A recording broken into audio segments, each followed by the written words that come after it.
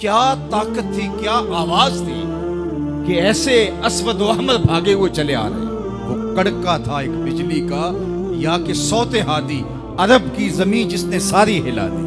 اور زمانے نے دیکھا آج 7 ارب کی آبادی میں 1 ارب 70 کروڑ کے قریب مسلمان ہیں۔ جاپان میں سب سے تیزی سے پھیلنے والا مذہب اسلام ہے، یورپ میں سب سے تیزی سے پھیلنے والا مذہب اسلام ہے۔ بے عمل صحیح، جیسے بھی صحیح، لیکن حضور علیہ الصلوۃ والسلام کا دین پھیلتا چلا جا رہا ہے۔ فرمایا جنت میں کل 120 صفیں ہوں گی، ٹوٹل صفیں جنت کی 120 ہوں گی۔ 40 صفیں آدم علیہ السلام سے لے کے حضرت عیسیٰ علیہ السلام تک تمام نبیوں کی امتوں کی ہوں گی۔ 80 صفیں صرف میری امت کی ہوں گی۔ یہ ہے حضور علیہ الصلوۃ والسلام کے پیغام کی افادیت۔ جدھر دیکھو حضور کے دیوانے دکھائی دیتے ہیں۔ اللہ ہمیں توفیق عمل دے۔ اگر ہم سچے، کھرے، سیدھے، دو ٹوک مسلمان بن جائیں تو پوری کائنات ہمارے قدموں تلے ہے، اس لیے کہ ہم محمد عربی کے غلام ہیں۔ حضور کی وجہ سے کفر مٹا، اور حضور کی ذمہ داریوں میں شامل اسلام کا غلبہ کرنا۔ هو الذی ارسل رسولہ بالہدی ودین الحق لیظہرہ علی الدین کلہ۔ حضور علیہ الصلوۃ والسلام کے دین کو تمام ادیان پر غالب کرنا حضور علیہ الصلوۃ والسلام کا دیا ہوا دین اور پیغام۔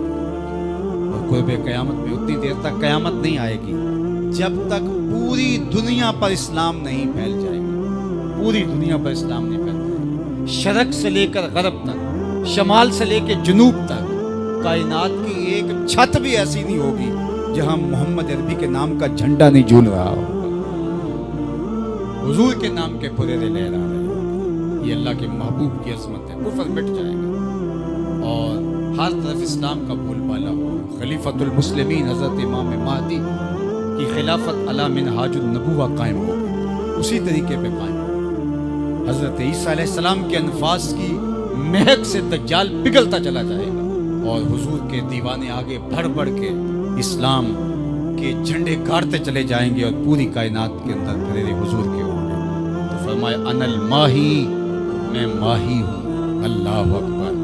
الذی یمحو اللہ بی الکفر، اللہ میری وجہ سے کفر کو مٹا ڈالے گا۔ ہر طرف اسلام کے پھریرے لے۔ وانا الحاشر الذی یحشر الناس علی قدمیہ، اور میں حاشر ہوں، اور قیامت کے دن جو ہے وہ لوگ میرے پیچھے پیچھے آئیں گے اور میرے قدموں پہ آئیں گے۔ تو میں سب سے پہلے میری قبر کشادہ ہوگی، اور پھر ابو بکر کی قبر، پھر حضرت عمر کی قبر۔ دائیں ہاتھ میں ابو بکر کا ہاتھ ہوگا، بائیں ہاتھ میں عمر کا ہاتھ ہوگا۔ ہاکذا نبعث یوم القیامہ، فرمایا قیامت کے دن ہم قبروں سے ایسے ہی اٹھیں گے۔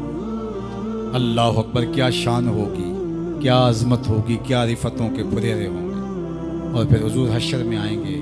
اللہ اکبر، پھر حشر میں حضور کا آنا، اور پھر لوگوں کی پناہ بننا، لوگوں کے لیے امان بننا۔ پیش حق مجدہ شفاعت کا سناتے جائیں گے، آپ روتے جائیں گے، ہم کو ہنساتے جائیں گے۔ وسعتیں دی ہیں خدا نے دامن محبوب کو، جرم کھلتے جائیں گے اور وہ چھپاتے جائیں گے۔ وَأَنَا الْعَاقِبُ الَّذِي لَيْسَ بَعْدَهُ نَبِيٌّ، اور میں عاقب ہوں۔ عاقب، اور عاقب وہ ہوتا ہے جس کے بعد کوئی نبی نہیں ہوتا۔ پس خدا بر ما شریعت ختم کر، بر رسول ما رسالت ختم کر۔ اللہ نے حضور کے بعد نبوت کا دروازہ بند کر دیا، اب کسی نبی کے آنے کی ضرورت نہیں۔ تمام انبیاء کی صفات کے جامع حضور علیہ الصلوۃ والسلام کی ذات ستودہ صفات ہیں۔ حسن یوسف دم عیسیٰ ید بیضا داری، آنچ خوباں ہما دارن تو تنہا داری۔ جو مختلف انبیاء کے اندر کمالات موجود ہیں، وہ سارے ایک پیکر میں دیکھنے ہو تو محمد عربی کی چوکھٹ پہ آ جاؤ۔ یہاں تمہیں کمال بھی نظر آئے گا، جمال بھی نظر آئے گا، جود و نوال بھی نظر آئے گا، یہاں حسن بھی نظر آئے گا، حلم بھی نظر آئے گا، علم بھی نظر آئے گا، شان و شوکت بھی نظر آئے گی، رحمت بھی نظر آئے گی، اور یہاں ہاتھ میں تلوار پکڑے نبی جہاد فرماتا ہوا بھی دکھائی دے گی۔ ساری شانیں ایک پیکر کے اندر، ایک وجود کے اندر جو ہے وہ جمع کر دی گئی۔